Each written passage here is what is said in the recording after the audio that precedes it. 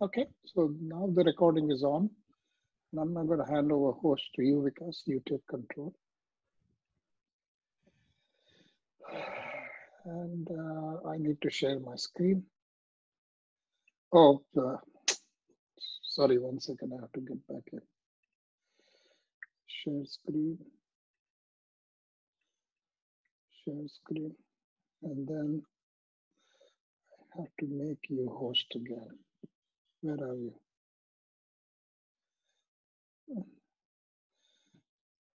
Where are you? Because I can't see you. I'm there, Vikas Kumar Kesari. Yeah, I know. I'm trying to find you. You don't seem to show up on this. Ah, yeah. Make host. Okay. All right. So that's good. Okay. Good evening, everybody. Welcome to another session of Thoracic Gurus. I can't see the recording. Is the recording on, Vikas? Yes, sir. It is on, sir. Okay. All right. So today's session is on diaphragm. As you know, a lot of questions come out of diaphragm. So there are a few very specific questions which will come. It usually features on the Viva table when they will put up a X-ray for particularly for the FRCS. When they put up an X-ray, you will get a question on the diaphragm. It can also come occasionally as a long case, but certainly it can come in the MCQs. Okay, so it is a topic worth knowing, and also I'll ask today a few people to do a little bit of interactive so that we can then get through the thing. So anybody knows the embryology of the diaphragm? Anybody wants to start off with the embryology? Vikas, you can start off if you want. Just a little bit about the embryology. What do you know? There's a septation which occurs between the thoracic cavity of the abdominal cavity. From dorsal mesentery, it arises a septum transversum, which is shown in the figure. And from front, the pleuroperitoneal folds. And these two fuse to make this thing. This fusion occurs first on the right side and later on the left side. That is why left-sided hernia is more common. Okay. That's good. And the muscles come in from the body wall. The ingrowth of the muscle comes in from the body wall. That's why you get muscles on the periphery and the tendon is always in the center. And there's something called as a dorsal mesentery of the esophagus, which gets entrapped within the growing pleuroperitoneal fold and the septum transversum. Okay. So this is just a basic picture to show you how it looks like. So let's talk about it a little bit. So it's usually between 7th and 10th week of gestation. All right, that's where the diaphragm starts to evolve. There are 4 embryonic components of the diaphragm. One we said is the septum transversum, which comes in from the back. Then there is the right and the left pleuroperitoneal membranes.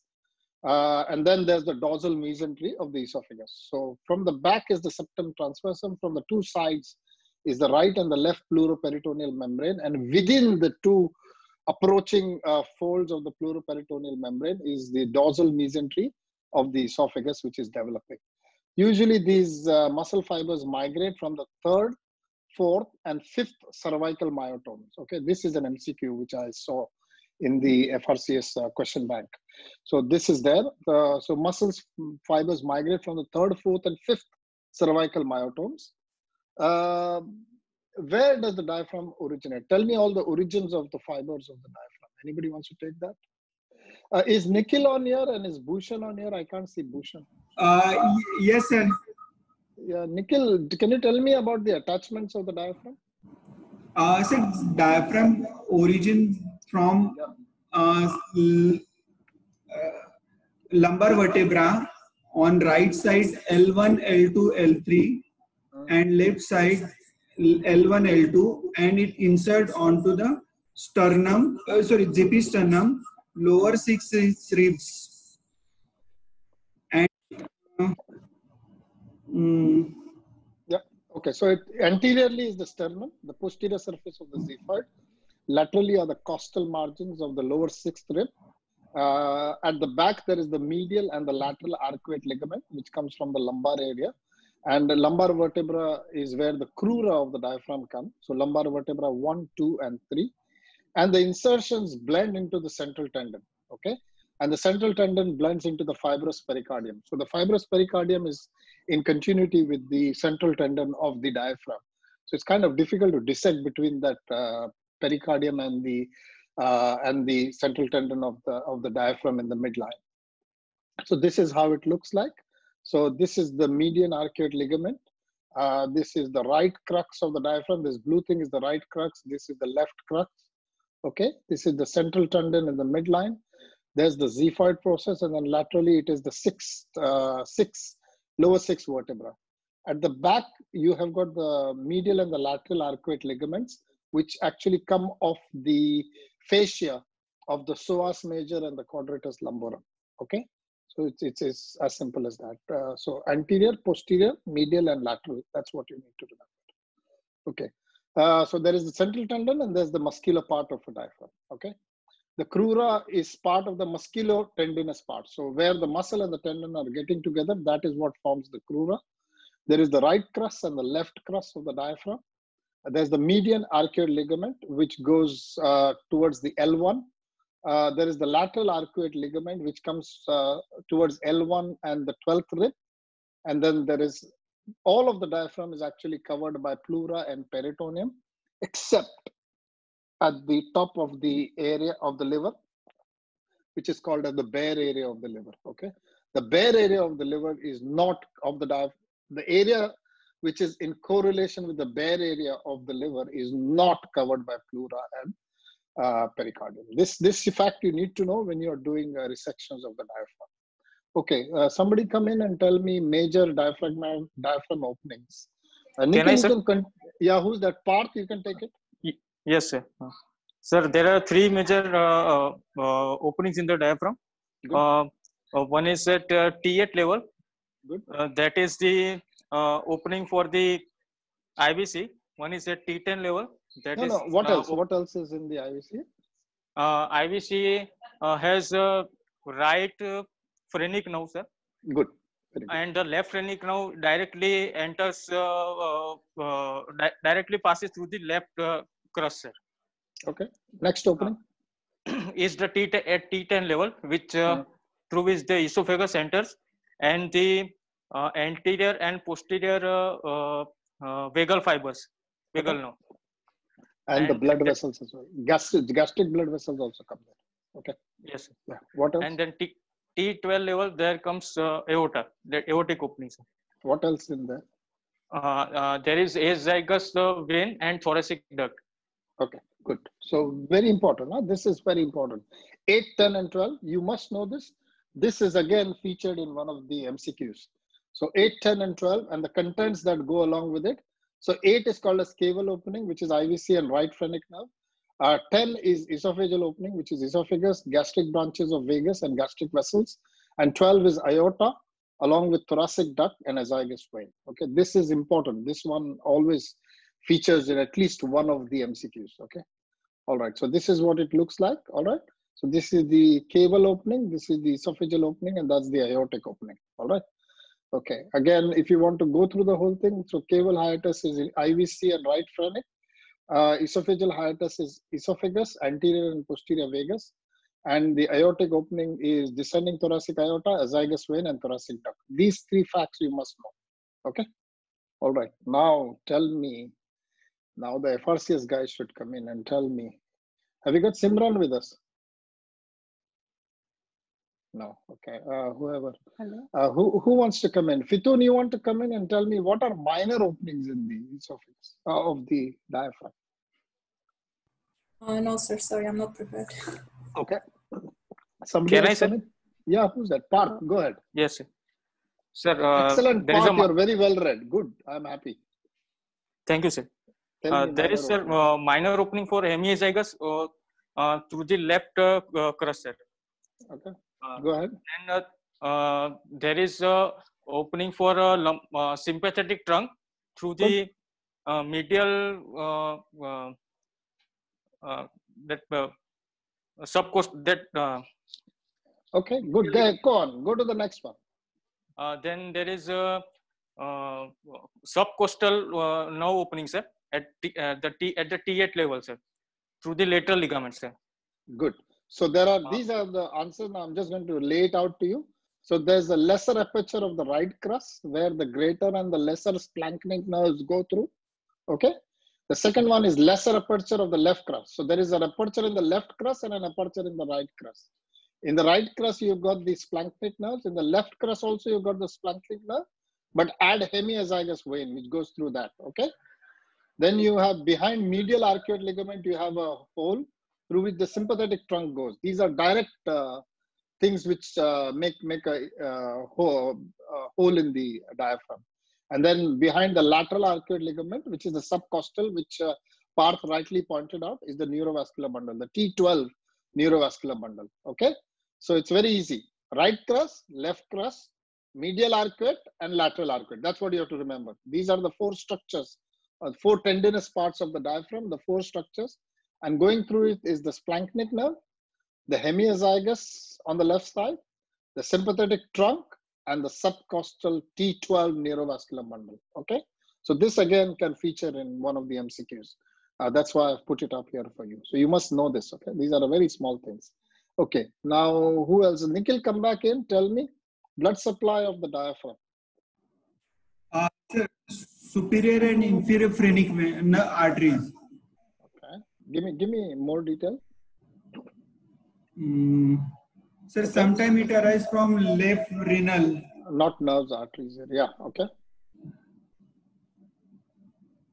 Okay, keep going, keep going. Okay, so you have the superior and inferior phrenic artery. Okay, I'm sorry, this is a typo. I didn't want to put it down. And then you have the musculophrenic and the pericardiophrenic.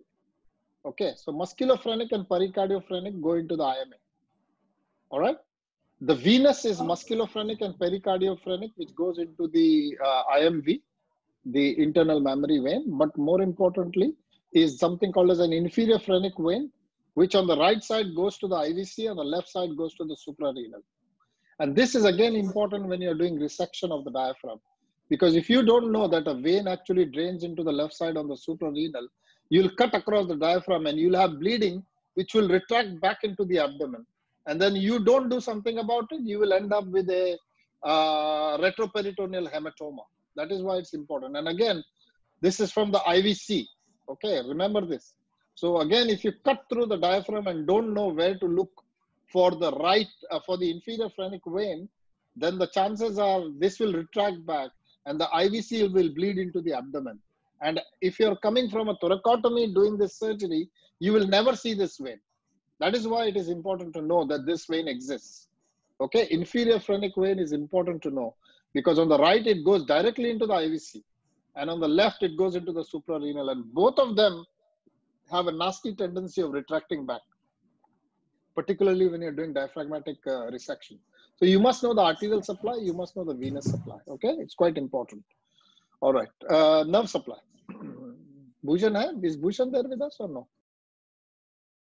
Who yes, is there? I can't see who is there. Anybody else whose exam going can take it. If Bhushan is there, he can take it. I don't know.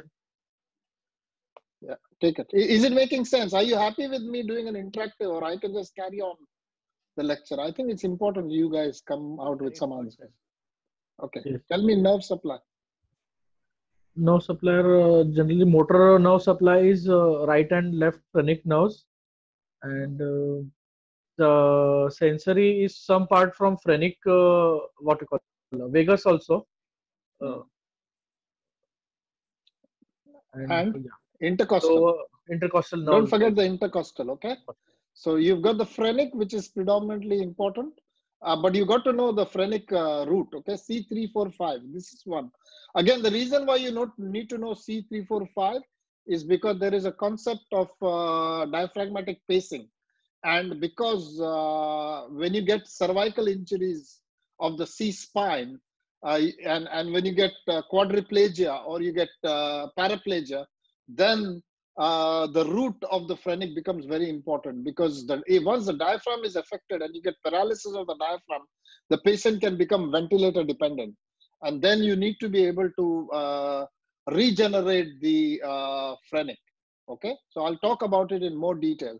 But that's why you need to know C345 is the root of the phrenic. And don't forget the intercostal nerves, okay? It's very important. the peripheral half, 1 to 2 inches of the diaphragm is actually supplied by the intercostal nerve rather than the phrenic. So even though you may lose all of the phrenic, you can still have some innervation coming in from the intercostal nerve. So it doesn't happen that the diaphragm becomes completely flaccid. There is still some movement because the intercostals come in and take over. And that is the importance of it. Now, I want somebody to tell me what is the physiological functions of the diaphragm. Give me 3 or 4 3 functions. Where is the diaphragm? Why is the diaphragm important? Dr. Lewin, you can take this. I don't mind.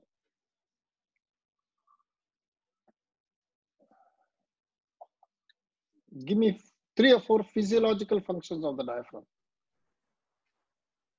Are you with us, Dr. Lewin? Respiration, venous return. So what are the physiological functions of the diaphragm? This is an Viva going on. Somebody take it. Anybody take it, whoever wants to. It is a muscle of active respiration. Yeah, okay. So muscle of active respiration, accepted. What else? Diaphragmatic contraction also helps in the venous return to the heart. Okay. And what else? And lymphatic flow through the chylus duct and thoracic duct. And what else? It is a it functions as compartmentalization of the 2 cavities, thorax and abdomen. And what else? Maintenance of the lower esophageal sphincter. Okay. What else?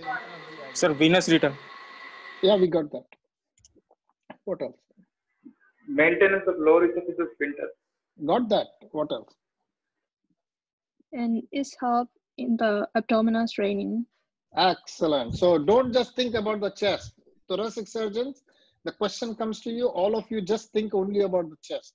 Okay, but don't forget it's a very important muscle in the control of the abdominal cavity as well. Okay, so one is muscle of respiration. Second is abdominal straining. It is part of the defecation, micturition, and parturition phenomenon. The diaphragm is very important. In fact, when you get diaphragmatic paralysis, the 3 of these things get affected. So you do get constipation, you do get urinary retention, and labor becomes a real problem when you are got paralysis of the diaphragm. So please, in the exam, do not think just of the chest.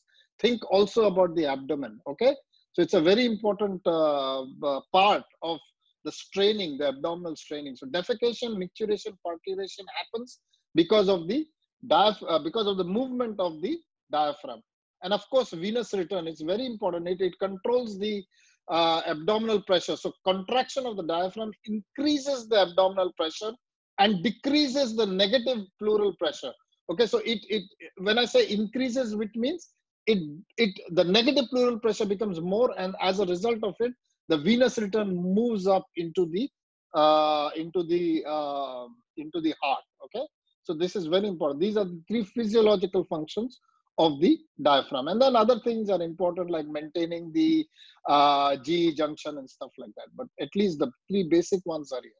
Okay, now chest x-ray of a diaphragm. Okay, so what do you see in a chest x-ray? Anybody wants to tell me?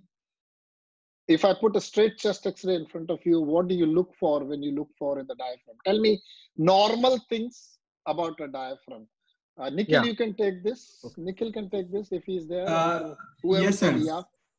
Dome of diaphragm, okay. Costophrenic angle, cardiophrenic angle. Say some things about it, Nikhil. Say each one. Tell me. So, what is the level of the dome?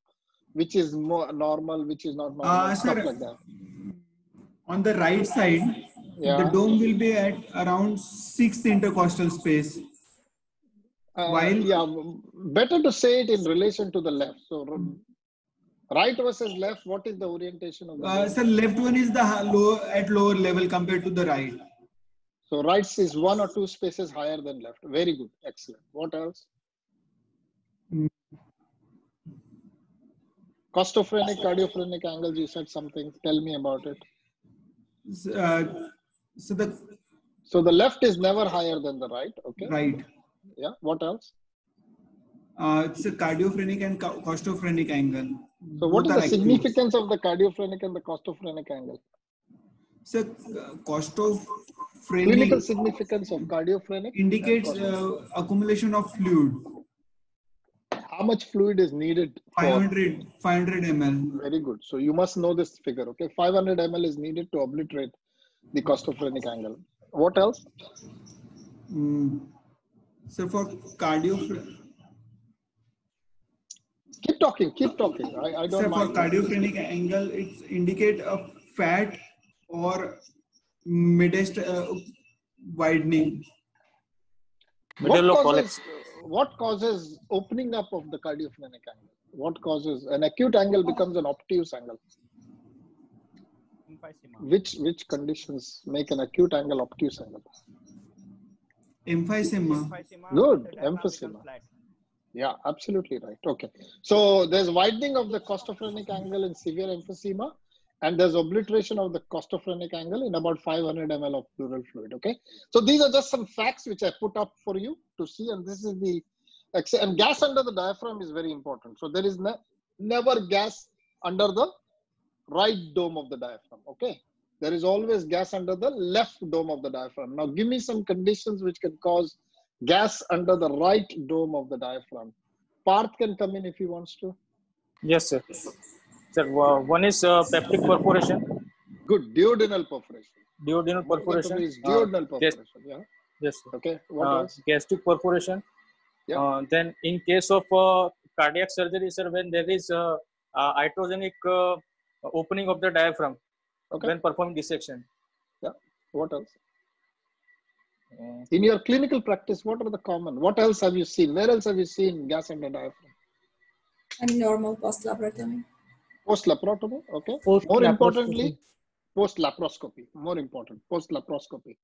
Okay. And any perforation of the bowel can actually cause gas under the diaphragm. Okay. So let's look at this and understand the whole thing. So this is the cardiophrenic angle. This is the costophrenic angle. 500 ml will obliterate this. The apex of the diaphragm usually comes in the mid-clavicular point. This is the mid-clavicular point. And usually it corresponds with the anterior margin of the sixth rib. So that's how you look at the diaphragm and you understand that. Okay. And then this is the fundic shadow. Very important. All right. Okay. Let's look at pathologies of the diaphragm now. Now I'll start talking about it. So the various pathologies of the diaphragm are paralysis of the diaphragm, which I'm going to cover today. Okay. I'm going to cover all of these. So paralysis, then there is eventration of the diaphragm. Then there is hernias. Hernias are of two types, and each one I'm going to cover separately. One is the congenital hernias of the diaphragm, and the second is the hiatus hernia of the diaphragm. Hiatus hernia around the openings of the diaphragm. Then you have a pathology of rupture of the diaphragm, which can happen in some conditions.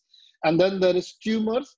And then last is miscellaneous conditions, which I'll ask you a few questions on, specific to some syndromes which are associated with the diaphragm. So this is my topic for today, and this is what I'm going to cover in great detail. Okay, so let's look at paralysis of the diaphragm. So the reason why the diaphragm can get paralyzed are multifactorial. You have to start all the way from the brain and go all the way to the periphery. Okay, so you can get central nervous causes of problems. You can get motor neuron disease. You can get nerve root lesions. You can get peripheral nerve injuries. You can get myopathic injuries, which means the muscle in the diaphragm gets involved. The central nervous systems are cord transaction at level of C3, 4, 5, which can be because of trauma or transverse myelitis. You can get hangman's fracture, which usually most of the people will die because the diaphragm gets paralyzed once you hang them at the cervical area. You can get a C2 vertebral injury where both phrenic and voluntary respiration is lost. Or you can get multiple sclerosis. So all of these are important central nervous lesions which can cause problems of diaphragmatic paralysis. The motor neuron disease that's commonly seen are amyotrophic lateral sclerosis, polio, and spinal muscle atrophy. So these are some specific neurological diseases which can affect the motor neurons of the phrenic as it is coming down. Nerve roots that can get involved in cervical spondylosis or can get involved in trauma, particularly in road traffic accidents, when you get whiplash injuries or you get transection of the cervical ribs. Peripheral nerves can get involved.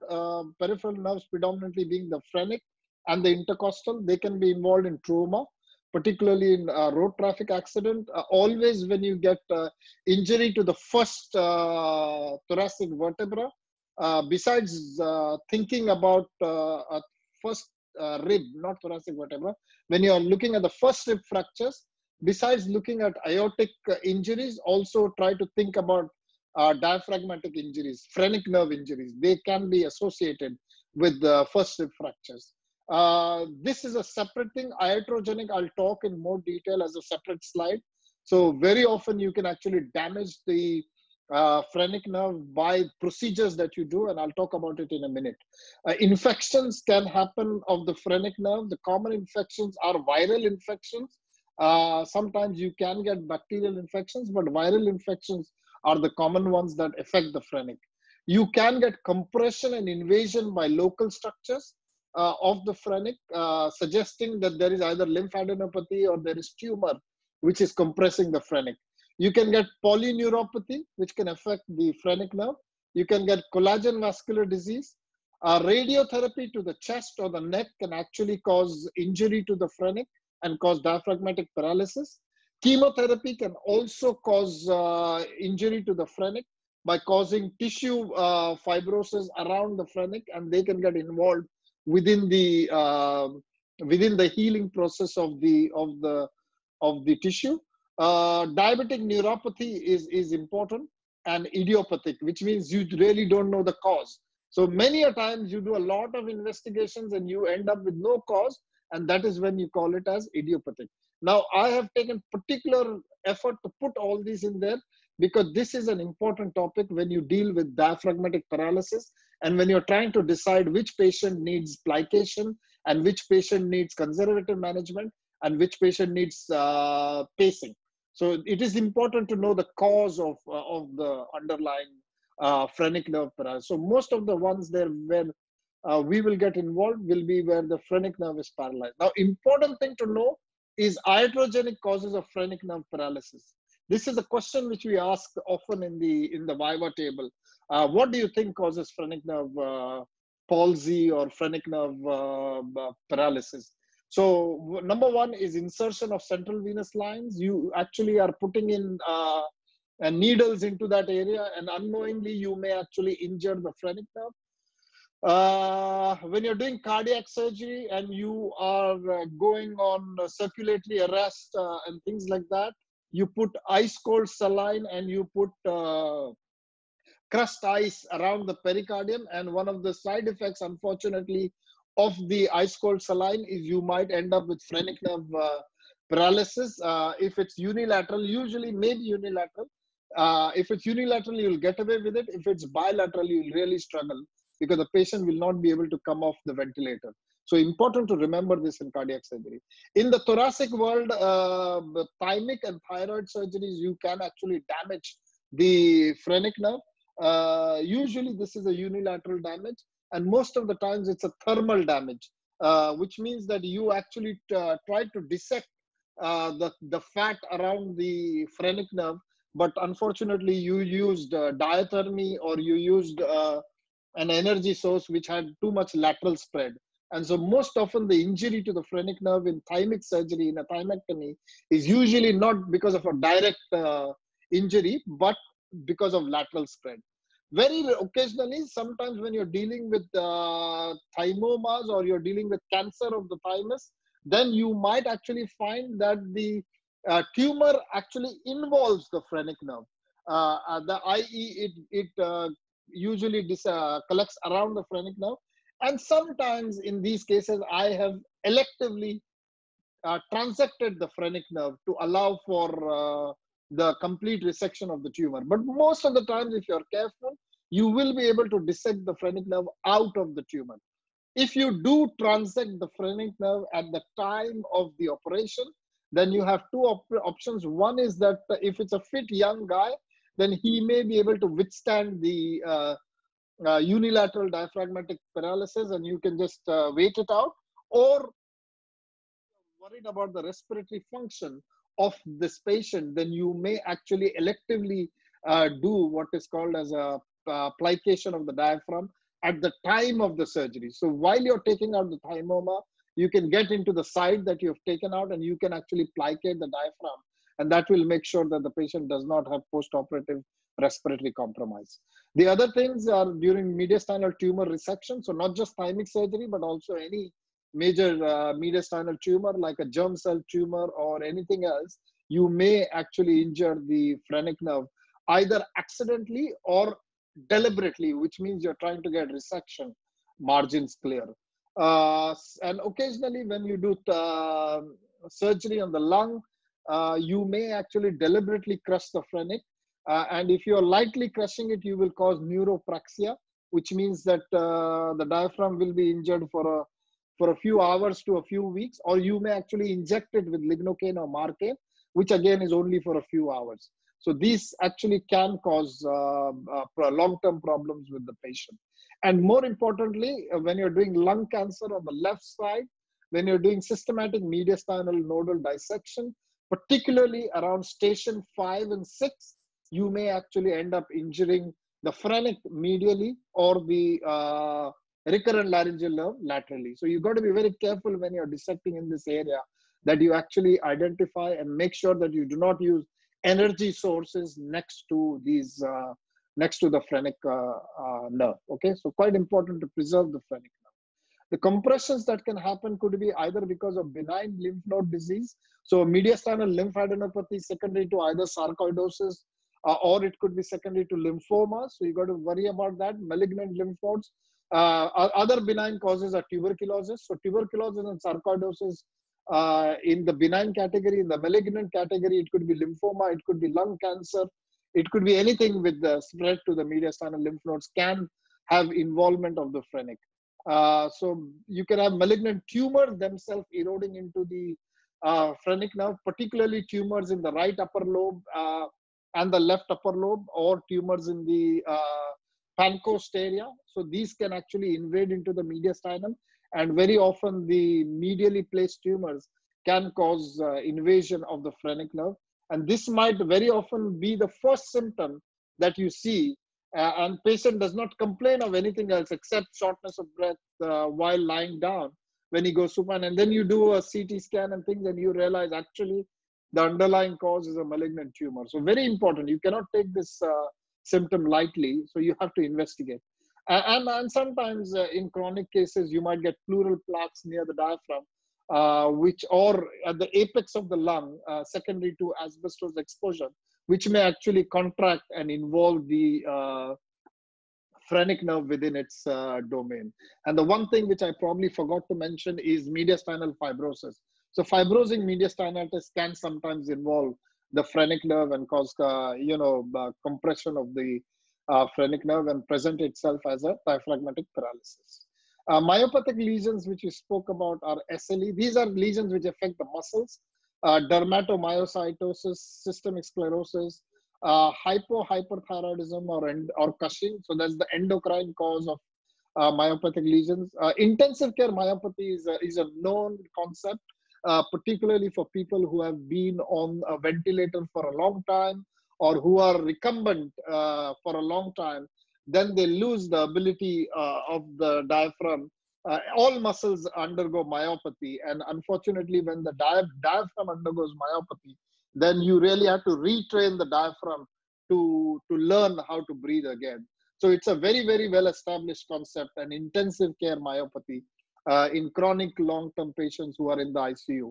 Amyloidosis and idiopathic. So when you don't have any other cause, you call it idiopathic. So this is the whole gamut of things which you will come across when you're dealing with diaphragmatic paralysis. So on this side is normal expiration. This is normal inspiration. But when you get paralysis, this is what happens. It's a paradoxical movement.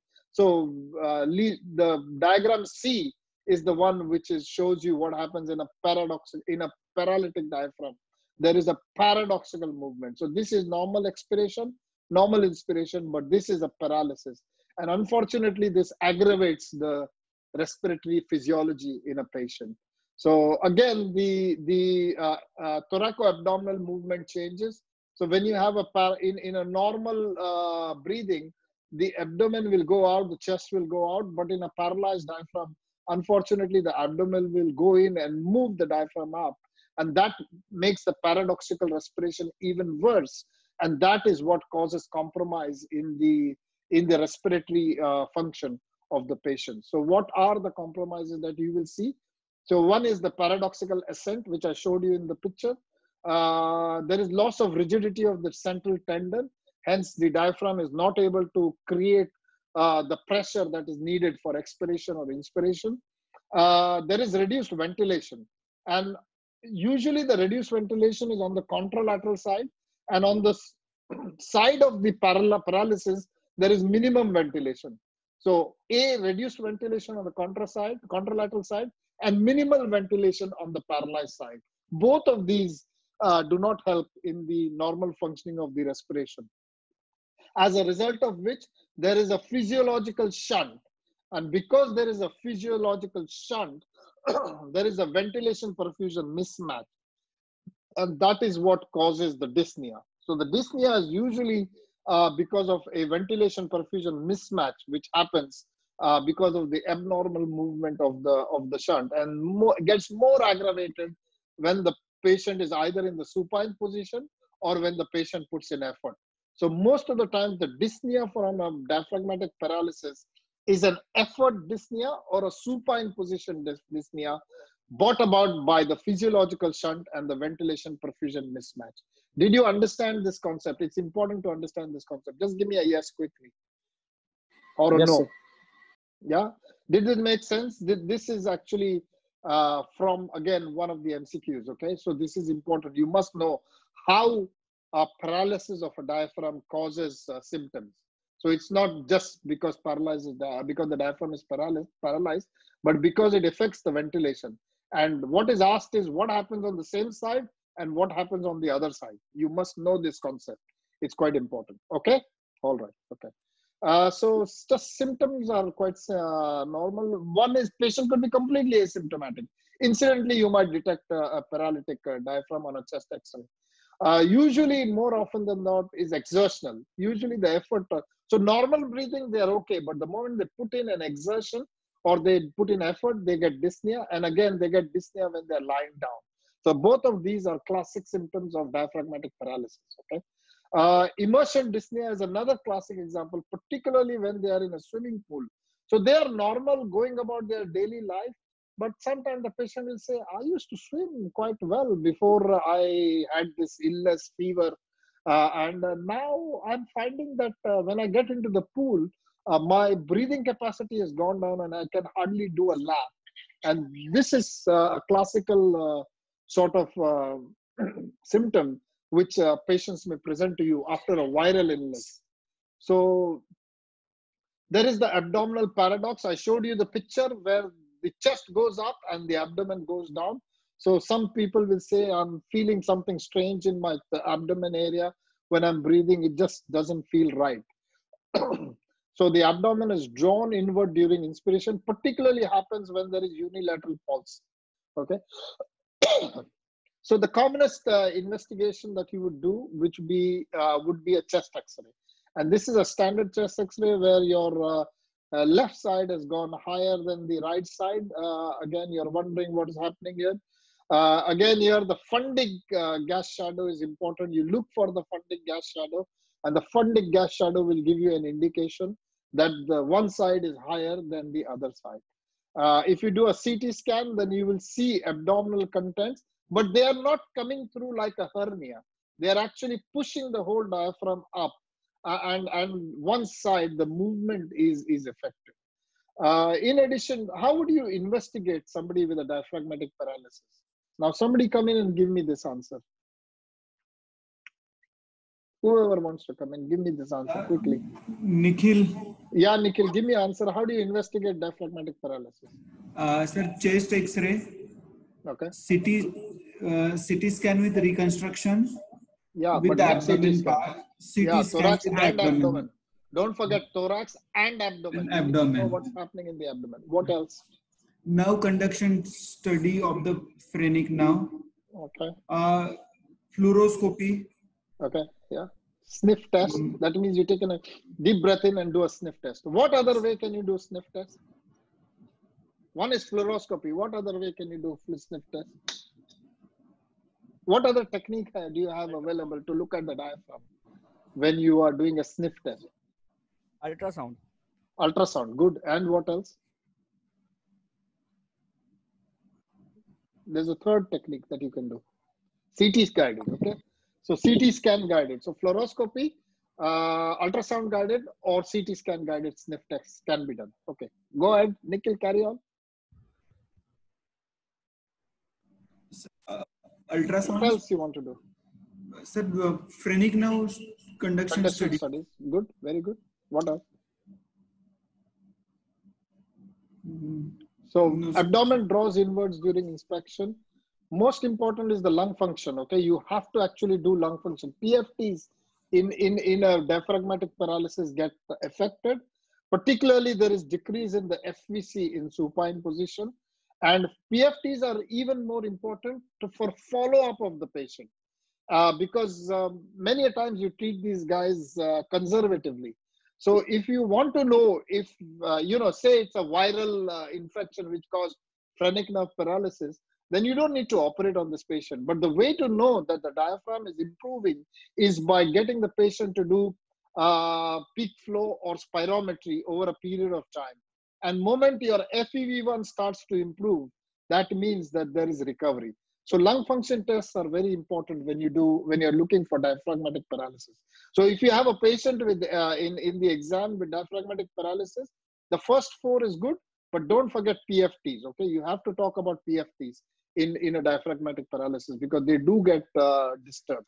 Particularly the FVC is the one that gets disturbed in a diaphragmatic paralysis. And PFTs are particularly used for follow-up of a patient with diaphragmatic paralysis because they are the subtlest, the earliest indicator that the diaphragm is starting to work well is when the FEV1 starts to improve. So quite an important point, okay? All right. So spontaneous recovery of the diaphragm can be either due to time, which could be acute, subacute, or chronic. It could be because of the etiology, which could be neural or muscular. Any of these can spontaneously recover. It can be because of the location. So upper or motor lower neuron injury usually may recover spontaneously. It depends on the degree of injury. So I'm going to ask you 3 terms, okay, now. I want you to tell me what is exontemesis, what is neurontemesis, and what is transaction. What is the difference between 3 terms? Vikas can take this. Neurontemesis means only the nerve sheath has got damaged. What is exontemesis? Exontemesis means there is a disruption of the intracellular pathway, and transaction is complete transaction. Okay, all right. So neuropraxia is when there is just inflammatory injury to the nerve. Exontemesis is when the nerve sheath is intact, but the nerve fibers have been damaged. Okay, so if you've got neuropraxia, the recovery time is 6 to 12 weeks because of the inflammation. If you've got exontemesis where the nerve sheath is intact, but the nerve fibers are damaged, then these will actually grow back again and they can realign and join back together. And that takes about 1 to 2 years. The third one is neurotemesis. Neurotemesis where both the nerve fibers have got injured, the nerve sheath has got injured, but there is no complete disruption of the pathology. So when these start to grow back, it may join back together, or it may form a neuroma because the 2 ends may not be able to touch each other. And the last one is transaction where there's a complete cut of the nerve sheath, the nerve fibers. Okay, so there's the difference between exontemesis, neurontemesis, and transaction. Transaction means complete disruption of a nerve sheath, complete disruption of the nerve fibers. Exontemesis means means disruption of the nerve fibers, but still intact nerve sheath. And neurontemesis means transaction of the nerve fibers, but partial disruption of the nerve sheath. So you may get a neuroma formation with neuron temesis. With axon temesis, because the nerve sheath is intact, they can actually grow back and they have a good outcome, but takes time. Transaction unlikely to recover because there is no way A can meet B. Okay, so that's the difference between the three. You must know this. Okay, what are the management of diaphragmatic paralysis? There are three managements. One is the conservative management, one is plication of diaphragm, and third is pacing of the diaphragm. And I'll try and tell you a little more detail about the lower two. So let's look at the primary. The conservative management is time, and time will heal, and you do supportive management and make sure there is no chest infection, antibiotic cover, prophylaxis, etc. Okay. Let's look at the surgical management. So plication of diaphragm is the main thing that we need to know about. So you can do a plication by many techniques. You can do it open, you can do it by wax, or you can do it by robotics. You can approach the plication either with a thoracic approach, or you can approach by an abdominal approach, depending upon what type of a surgeon you are and what is your level of comfort. You always start your plication at the central tendon. So your stitch should go into the center and you go laterally. Okay. That is the standard way to do it. There are three techniques of plication. One is called as the keeling technique. The second one is called as a single layer interrupted non-absorbable Teflon pledgeted suture. So one is keeling, one is single layer non-interrupted, and the third one is imbrication refitting technique. Okay, and I'll show you the three techniques in a minute. So this is called as keeling technique. What happens in a keeling technique is you take sutures and then you take a second layer on top of the first layer. So the second layer buries the first layer, and that is called as a keeling technique. So here we are. Keeling means keel of a boat. Keel of a boat is like this. So each layer that you take, subsequent layer that you take, buries the previous layer underneath. So you get a more stronger repair of the diaphragmatic paralysis. A single layer interrupted technique is, here is your paralyzed diaphragm. You start from here and you pull it out together. So you bring it one on top of the other, and then you put multiple interrupted stitches. And most of the times these interrupted stitches are fixed in place by a Teflon pledget. So here you have one stitch, second stitch, third stitch. So this is usually just a single layer closure. And you get from the periphery, you bring it all together and bring it into the center and fix it with interrupted stitches. So that's the second technique. And the third technique is called a central imbrication, where you start from the central tendon and make multiple stitches, and then you imbricate everything together. So the central tendon gets tight and the muscle then starts to take over, and you get a tight diaphragm. So this is called a central imbrication keeling, okay, where you are causing. And if you are not happy with one layer, you can actually repeat it with a second layer on top. So you can start beyond here and go beyond here. And so you can bury it one over the other. But this is like a continuous stitch rather than the interrupted stitch that you saw in the previous repair.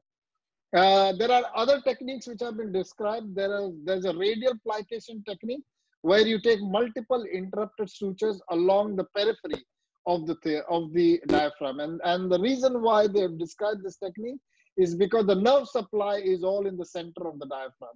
And so they say that if you actually want to avoid damage to the nerve supply, then it's better to go radially and stick radially and do, if you want one layer, if you can have another layer come out from the periphery this way. So you can have multiple layers coming from the lateral to the medial so that you avoid damage to the nerve supply in the midline. These are other techniques that are described where you can actually use a single long Teflon pledget on the two sides, and you can then tighten it and bring it all together so that it becomes taut. See, this is a central imbrication keeling technique. This is the one that we're talking about. So multiple stitches, everything to just plicate it all together and get a nice taut repair. This is how I do it with robotics. I personally like to do diaphragmatic plication by the robot because it really, really allows me to take very nice sutures. And again, see, my stitch is coming in through the abdomen, through the chest wall directly. So I'm not even putting an extra port for the stitch to come in. And there are many times I've used various techniques. This one in this particular patient, what I'm using is called as a circular keeling. So I am doing circular stitch all around and causing the central tendon to go down, and multiple stitches are being taken around. So you're getting a nice sort of grasp of the whole diaphragm and bringing it around. And then the beauty of robotics is again that you tie it exactly like an open surgery. So there I am, I've done one layer, and then I will do what is called a keeling, which I'll go around in a second knot. So this is, I'm tying it off. Again, it has to be a non-absorbable suture. But nowadays you have something called as a V-lock suture. So you can use a V-lock suture if you like. A V-lock suture will allow you to go through and it doesn't come back. So that's a nice way to get a good taut diaphragm. So here I am again taking a second layer. So my second layer is again going around. But when you do this, you got to be very careful that you lift up the diaphragm so that you do not put your needle through the intra-abdominal contents. That is one of the risks that you can have. You can actually injure the abdominal content. So you got to really lift it up wide of the stomach and the bowel to make sure that you're not taking a stitch through there. And so here I am taking a second layer circular around, trying to bury my first layer. So my first layer has gone down and my second layer is coming on top of that. Some surgeons actually, what they do, particularly when they are operating for eventration of the diaphragm, is they lift up the whole diaphragm and put a stapler across the weak part of the diaphragm, and then they put a mesh on top of the diaphragm to get a proper approximation. So this is a good enough technique which gives you good outcomes. And particularly with the robot, I'm telling you, the suturing of the diaphragm is like a piece of cake. It's almost as if you're doing it in an open surgery. So in this area, I'm actually doing 3 layers because I want to get good approximation. Again, I'm also doing a horizontal layer. Can you check that? So it completely depends on what is needed on the table. You have to make your call. So I've done a circular layer and then I've done a horizontal layer as well to get good approximation of the diaphragm. So here we are. This is the preoperative area, and that's the postoperative chest X-ray. The diaphragm is nice and low down, and this is what you want. You want to lose the dome shape of the diaphragm, and you want to get a horizontal, taut diaphragm, and that will help the diaphragm to then. That will help the respiratory function to improve. It has low morbidity. This surgery is a very nice surgery. Gives you good outcomes. But more importantly, it gives you excellent improvement in symptoms. And the best way to monitor your improvement is to look at PFTs. So after 4 to 6 weeks following the surgery, you are supposed to repeat the PFTs. And usually you'll find that the PFTs improve about 20%. And if you've got a 20% improvement in your PFT values, then it is a successful application of the diaphragm. And the values that you particularly look at are FVC, the one that increases the most.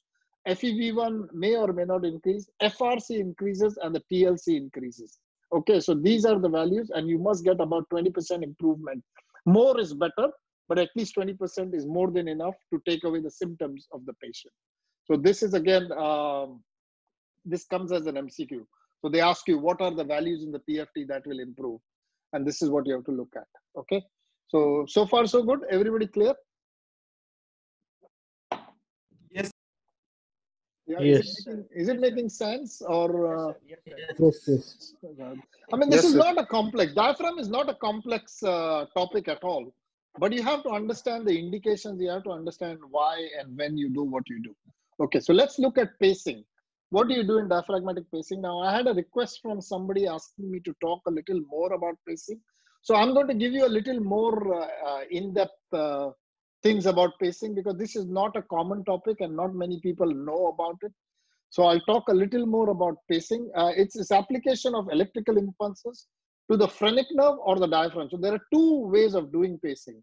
One is the electrode can lie on the phrenic nerve, or the second is you put in the electrode into the diaphragm, and then application of the electric impulse causes contraction of the diaphragm. It's usually done in patients who would be dependent on mechanical ventilator. But the important thing, the way to pick up a patient who will improve with pacing is to make sure that the phrenic nerve is intact and the diaphragm is normal.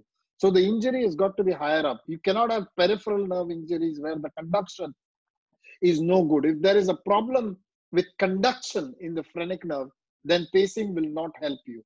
So it's very important to understand that you really make sure that this is mentioned. So central alveolar hypoventilation is a standard classical indication for diaphragmatic pacing. High cervical cord injury above C3 is again a good indication for diaphragmatic pacing. High quadriplegia, which allows you to wean off the ventilator, but it is ineffective, as I said, in lower motor neurons. If you have resected the phrenic, then it's unlikely to work very well, particularly after thymic resections. In those cases, pacing will not work very well. The other thing is amylotropic lateral sclerosis. Let me just skip this slide. I'll show you how we do it. So this is how you do it. First, you have to do a phrenic nerve conduction study. Before you start pacing, you have to do phrenic nerve conduction study. And you need a conduction speed of at least 6 to 8 meters per second. That is the requirement, which actually tells you. So these are the graphs that you get. And out of these graphs, you calculate how much is the conduction per second. And the conduction, once you know that the phrenic nerve conduction is okay, then pacing is possible. This is the device that is available. It's called as Neurex, N-E-U-R-X. This is the pacemaker. This connects to the pacing wires, and this can also connect to this, so you can set the pacemaker into whatever settings that you want. You can place the probes either by laparoscopic or by thoracoscopic approach. So if you do it by laparoscopic approach, you come from the abdomen and you place the electrodes on the diaphragm bilaterally, or you can come in from the chest and do that. But laparoscopic is a better way to do it, because laparoscopically you can approach both sides of the diaphragm. And usually what you want to do is you want to place 4 leads. So there is 1 lead, 2 lead. So you want to go bilaterally, because most of the times the indication for this surgery is bilateral diaphragmatic paralysis, not unilateral. For unilateral, you would do plication and that's good enough. But when you've got bilateral diaphragmatic paralysis, then you want your electrodes to come on the right and the left side. And so you put 4 electrical electrodes on the diaphragm, and there has to be 1 electrode which lies underneath the skin. So the 5th electrode lies beneath the skin, and that is what completes the circuit. And then all these 5 electrodes together will get coagulated into a cable, and then the cable will go to an external battery-powered pulse generator. And the pulse generator is called as NeurRx DPS, which is prepared by a company called as Synapse Biomedical. So if anybody ever wants it for one of their patients, this is the company that you have to contact, and they will be able to supply you with the NeurRx DPS. With the pacemaker of the diaphragm, you can actually change the timing of the stimulus. You can change the number of stimulus that you give to the diaphragm, and you can change the strength of the stimulus. So it is actually a technique which not only brings about contraction of the diaphragm, but also allows you to re-educate the diaphragm. So you can actually start with smaller paces, with smaller stimulus, with closely spaced timings, so that initially when the patient is starting to learn to breathe again, you give more stimulus so that the breathing is maintained. Gradually the patient comes off the ventilator, and then with a period of time, then the patient's body or his brain learns to control the diaphragm. So you're re-educating the body to contract the diaphragmatic muscles, and gradually over a period of time, you can space the timing out so that eventually the patient will not be dependent on the ventilator and will be more dependent on his own breathing. And this is a very, very good technique to regulate the diaphragm movement. And many patients with spinal cord injuries who were ventilator dependent then go onto a wheelchair and can then actually go out and live their normal lives with the pacemaker along with them. And there are very, very good results with diaphragmatic pacing in terms of freedom of movement of the patient is very important, because once respiration improves, then the patient can be mobile and be out and about on their wheelchair. Of course, the whole process takes about a year or year and a half to retrain the diaphragm how to breathe again. So this is the sort of thing. These are the pacing devices. This is the pacemaker which lies outside the body. So this is the Nurex DPS which is available. Another indication for diaphragmatic pacing is in a disease called as central sleep apnea. In central sleep apnea, it's usually seen in heart failure, strokes, in opioid use, in muscle dystrophies, in renal failures, and high altitudes. These are the common causes of central sleep apnea. In central sleep apnea, the technique is a bit different. What you do is you float the wires transvenously. So you transvenously in the neck, you can float the wires and get it across into the phrenic nerve. So here is your pacemaker. This is buried in the subcutaneous tissue, exactly how you would do in a permanent pacemaker. And the wires are floated transvenously, and they come down via the azygos and lyre, and they will stimulate the diaphragm when the patient is in deep sleep and he gets apneic. The moment he gets apneic, there is a sensor within this pacemaker that will detect apnea, and the moment it detects apnea, it will send a fire off. And the moment it sends a fire off, the diaphragm gets stimulated and the patient remembers to breathe. Okay, so it is a central sleep apnea. This is a completely different indication. So here the diaphragm is not paralyzed. Here the diaphragm forgets to breathe when they go into sleep apnea. And so what you're doing is allowing that pacing device to stimulate the diaphragm and to break the cycle of sleep apnea.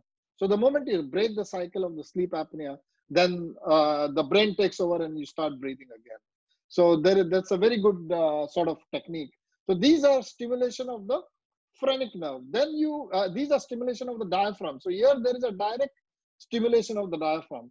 But then you have techniques where you can actually stimulate the phrenic nerve outside the diaphragm. So this is a very, very good paper which has spoken about phrenic nerve pacing rather than pacing the diaphragm. So you're not pacing the diaphragm here. Here you're stimulating the diaphragm, and the techniques available for stimulating the diaphragm are manifolds. One is you can place the phrenic nerve electrodes on. You can place the electrodes on the phrenic nerve. So you have to go transthoracic bilateral and place these electrodes next to the phrenic nerve, and they come out, and there is a receiver which gets implanted. So these wires are in the subcutaneous tissue, and then there's an antenna, not a receiver, there's an antenna which is implanted bilaterally under the skin. And then this is the stimulator, and the stimulator will then individually stimulate the phrenic nerve, and you have you can control it. You can do right more than left, left more than right. So this way you have more control. Particularly works very, very well when you have paralysis of diaphragm because of central injuries. But important to have an intact phrenic nerve before you do this sort of pacing. So phrenic nerve stimulation, one is available where you go intrathoracic and place it next to the phrenic nerve. The other technique is transdermal stimulation. So the pacemakers are placed on the skin, and there are some cervical and cortical magnets. And these transcutaneous electrical phrenic nerve stimulation is another technique. This is under research. This is a new technique being developed where you don't have to go into the chest. You place the markers on the surface of the skin, and on the surface of the skin, you can stimulate specifically going down to the phrenic nerve. There's still a paper coming out on this not available as yet in the market, but it is the newer technique that is being developed for phrenic nerve stimulation. Okay, so much so about diaphragmatic pacing. There are 2 or 3 good papers out there about diaphragmatic pacing.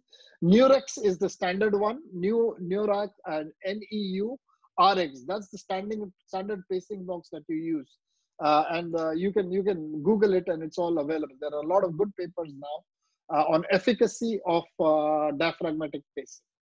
Okay, all right. So far so good. Everybody still with me? Hello. Yes, sir. Yes. Okay. All right. This is some extra things which I gave you for your exam. Okay. So it's not often that you would need to use this. This is only in very specialized centers. So let's look at eventration. What happens? In eventration, there is thinning of the diaphragm. Okay. But the nerve supply is intact. So in the previous situation we spoke, the diaphragmatic nerve supply has been damaged in paralysis. But in eventration, the nerve supply is intact and the diaphragm itself gets thin, either because of increased intra-abdominal pressure or because of viral inflammation and things like that. Really, you don't know the cause. You don't know why there is eventration. The etiopathology is not very clear about why this happens. But what happens is the muscles get lost. So you lose muscle within the diaphragm, and the aponeurotic component of the diaphragm increases. And so the diaphragm gets very flaccid and it rises up. So these are permanently elevated diaphragms, secondary to thinning of the diaphragm.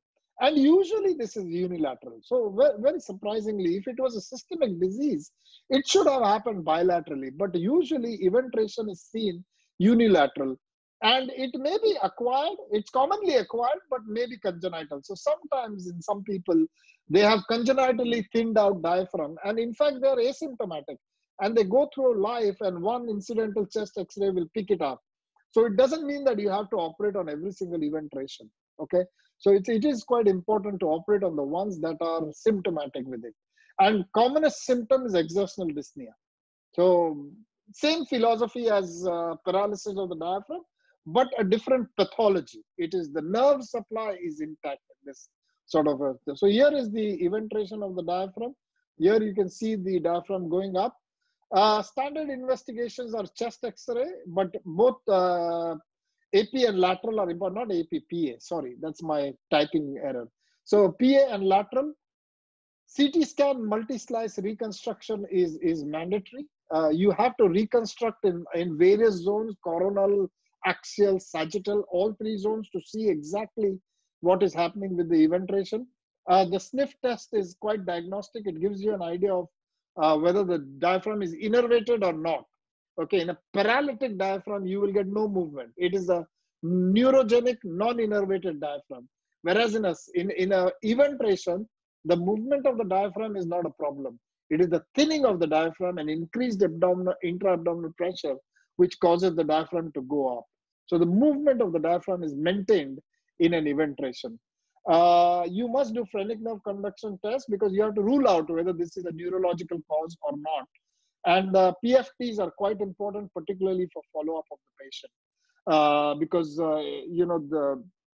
you want to know how well the patient is doing after your treatment.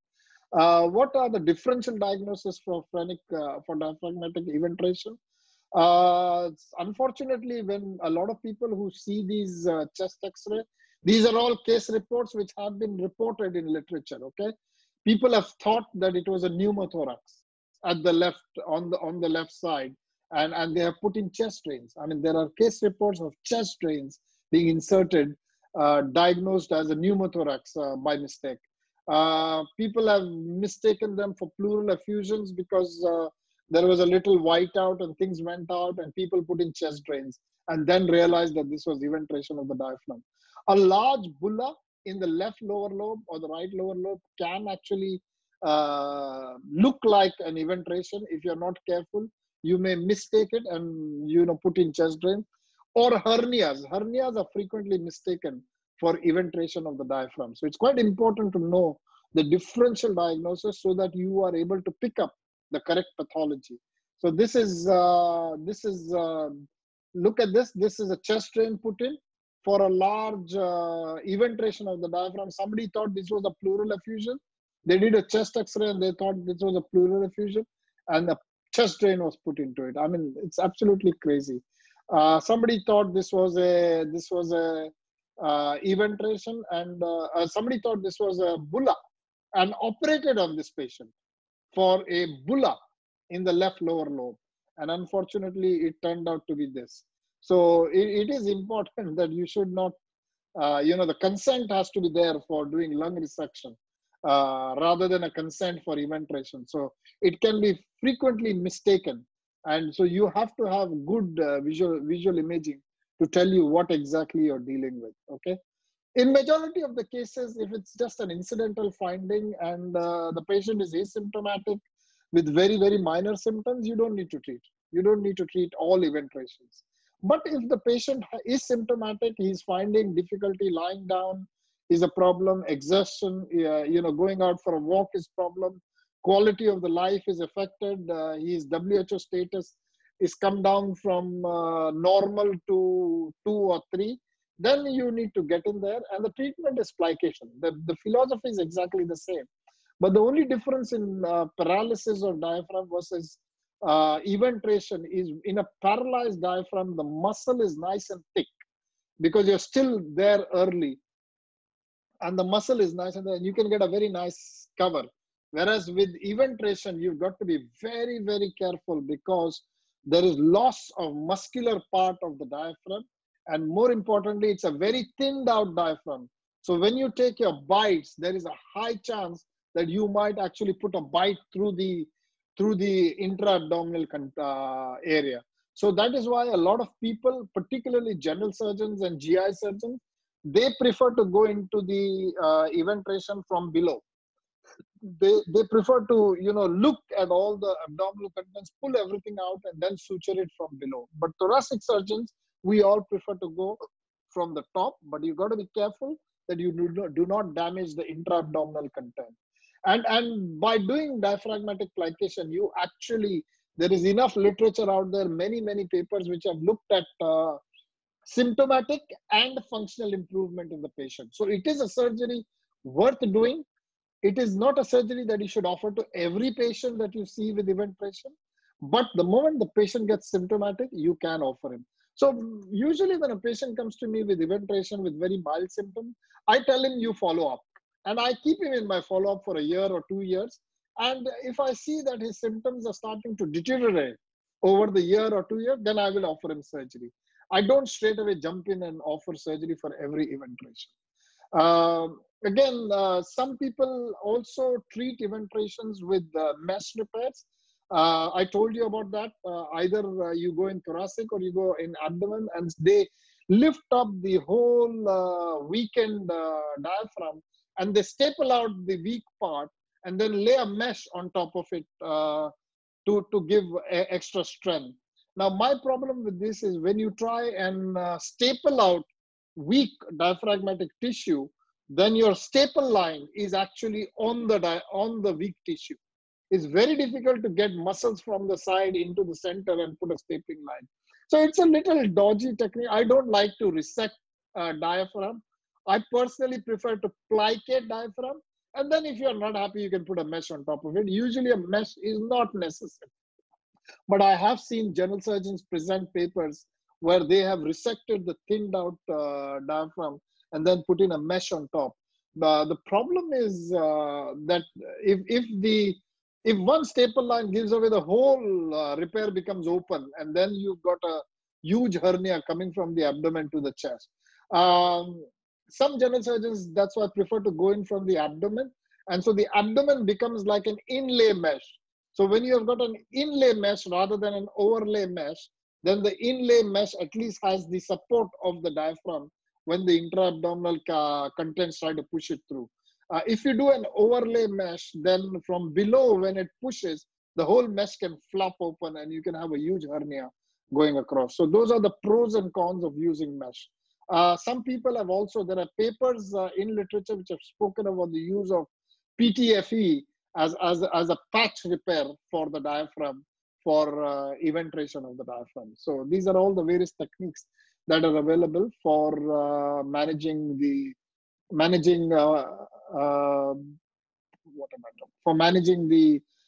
paralysis or diaphragm or eventration of diaphragm. Now let's come to the next topic in this group. The next topic is congenital diaphragmatic hernias. So congenital diaphragmatic hernias are rare disorders. 1 in every 2,000 or 3,000 live births. That is the number quoted in literature. But they have high morbidity and mortality. So it is something that has to be picked up early. Otherwise, babies die. And most of the times they're associated with other congenital abnormalities. So it's not just an isolated hernia from a diaphragm. Usually there are other congenital abnormalities, prematurity, and low birth rate. And that is why survival in these is not so good when you're dealing with these problems. So congenital are Botchdalek, which is 80% of the times. Morgagni, which is present about 5% of the time. That's not 95, that was supposed to be 5%. And then the remaining 15% are acquired. Acquired can be traumatic, which is acute or chronic, or it could be idiopathic, which is hiatus hernia. Okay, so 80% Botchdalek, 5% Morgagni, and then the rest are acquired. So this is the difference, the classification of hernias. Morgagni is anterior usually, and Botchdalek is posterior. Okay, so this is a good way to remember. Posterior and laterally is Botchdalek. So let's look at each one of them. So Botchdalek is a posterolateral hernia which is present. It is the most commonest one. 80% of the times it is a Botchdalek hernia rather than a Morgagni's. Male-female predominance is 3:2, more males than females. Usually left-sided. 80 to 90% of the defect can be left-sided. You can also have right-sided defects, but usually associated with other congenital abnormalities. And the other are cardiac, renal, neural, and GI defects. And you've got to, whenever you're evaluating a patient with Botchdalek hernia, you have to evaluate for other associated abnormalities as well. Pulmonary hypoplasia and pulmonary hypertension can happen in these patients due to early herniation. So when the abdominal contents are herniating, they can cause, they do not allow the lung to grow. And so you can get primary congenital hypoplasia.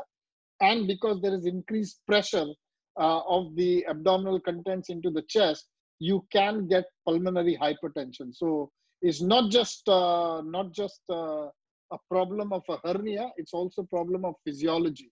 So the physiology, the vascular part of the lung can get compressed. So when you are giving general anesthesia to patients like this, you have to take pulmonary hypertension into account.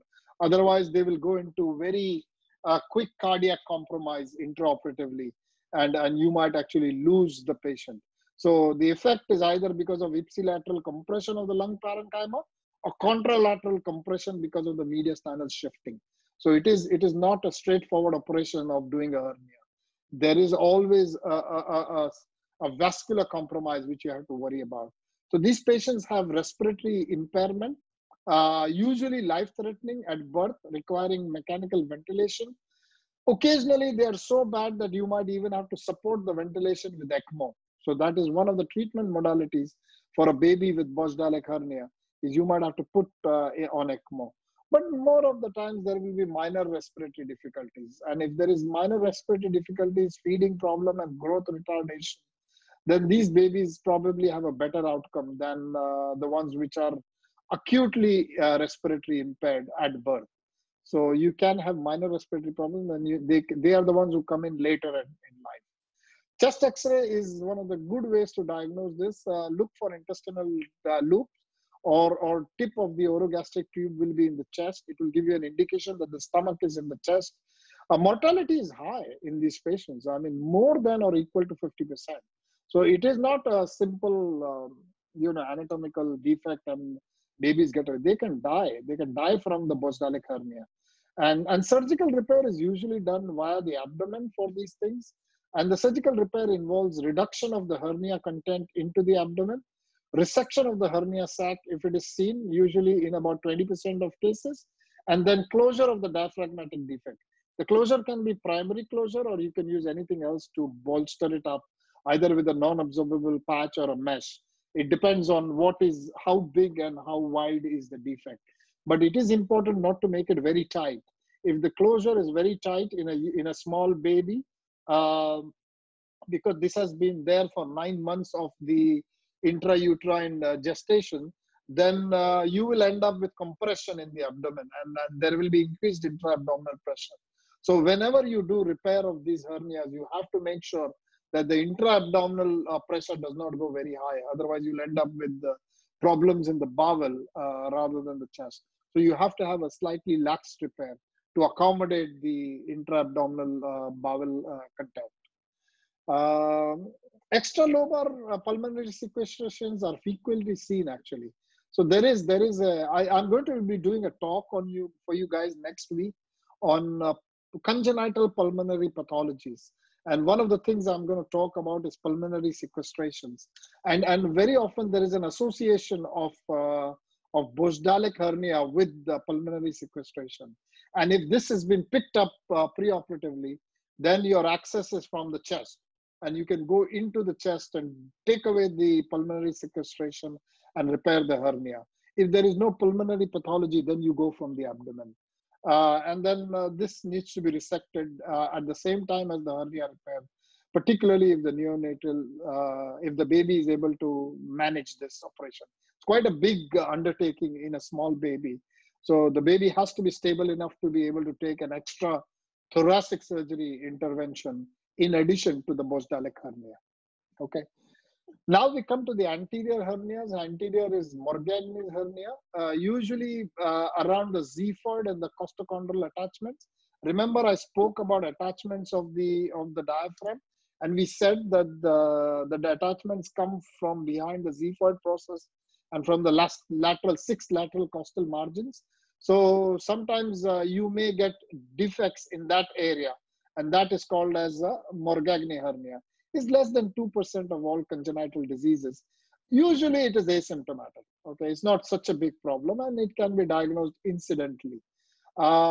Surgical correction is advised even in the absence of symptoms. So this is different. You need to correct this for the simple reason that because it's a narrow cavity, it's a narrow hole, the problem is your bowel can get trapped in, and you can get incarceration or strangulation.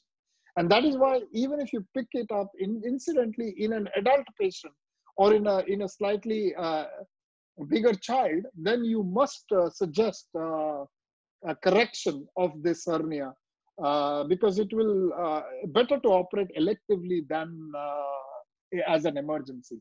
And most of the times the repair is through the abdomen rather than coming through the chest. It's very difficult to get into that area because the heart is there.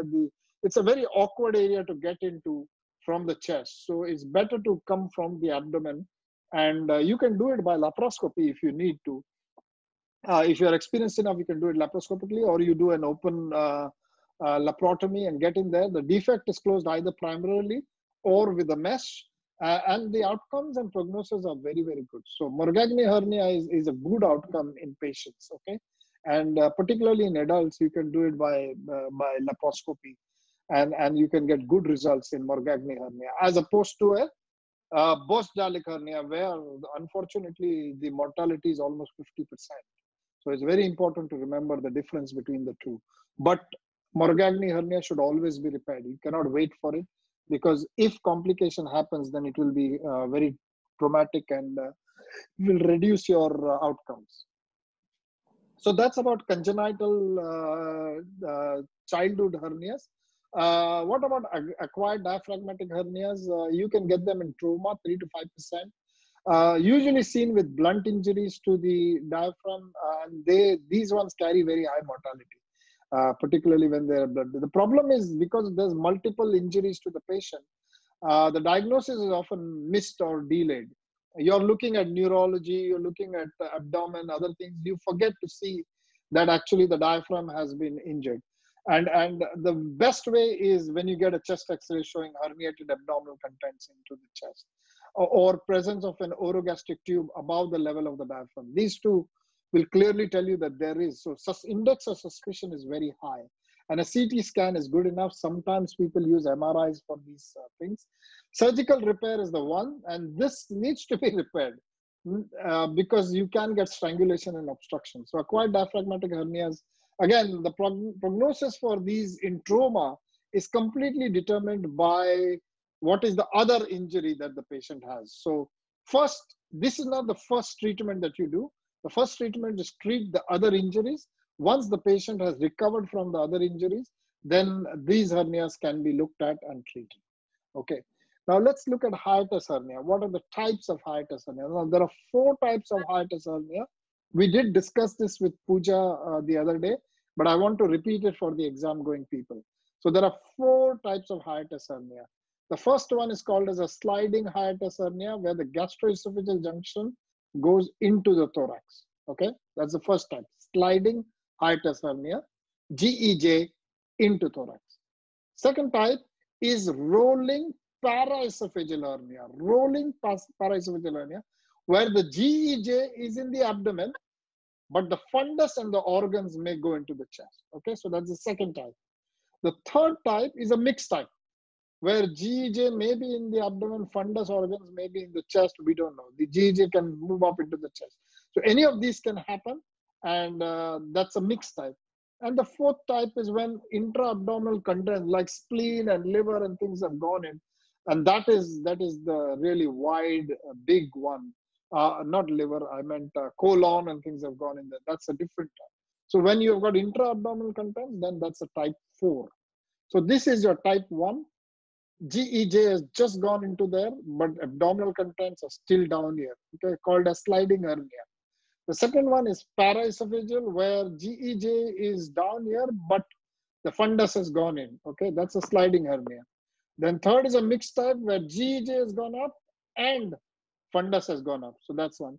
And then the fourth type is, of course, when anything else along with this has gone into the chest, that is called as a type 4 hernia, okay.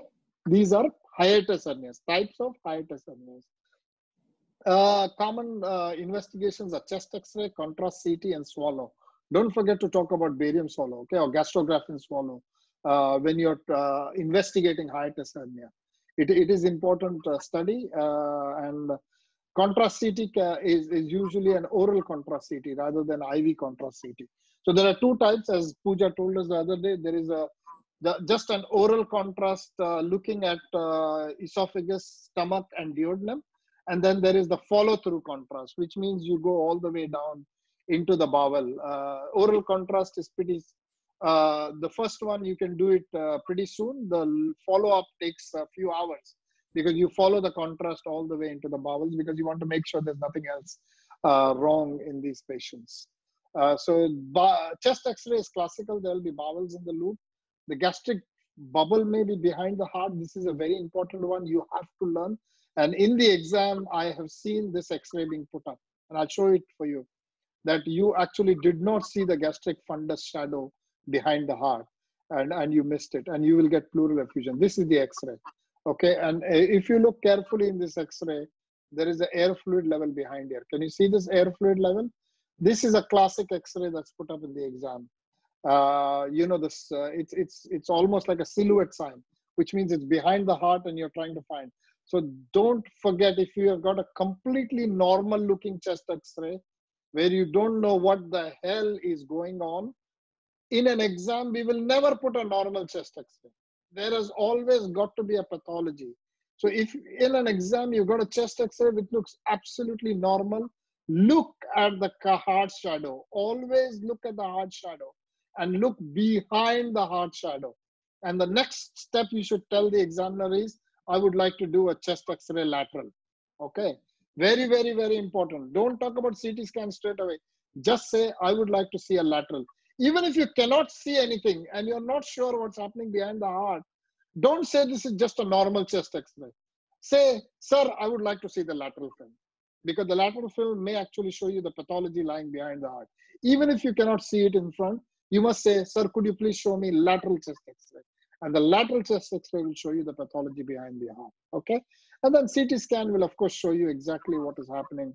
And that's the CT scan of the same patient. So, you know, an almost near normal chest X-ray, if you don't look carefully, you will miss this. You will miss this whole thing lying behind the heart, and that's not good in the exam. Okay, and then you can have mixed hiatus hernias with everything that is going into the chest.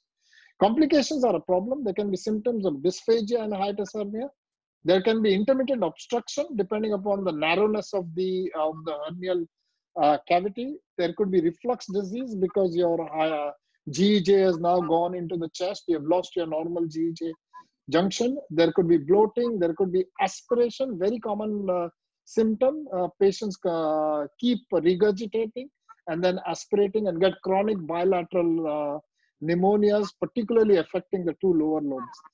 Or you can acutely present with incarceration or strangulation in bowel obstruction. And even worse is because of the chronic infection and the chronic aspiration, you may present with lung abscess. So whenever you're investigating a patient with lung abscess, don't forget to look for associated hernias. It's quite important. You might miss the presence of a hiatus hernia. And you must always inquire, why is the patient getting recurrent infections? It's very important to understand the cause of the recurrent infection. So don't forget reflux disease, and don't forget hiatus hernia, particularly when you're dealing with lung abscess. So if I put up a CT scan showing bilateral inflammation in both the lower lobes, think lung abscess, think hiatus hernia. That is the trick in this exam, okay?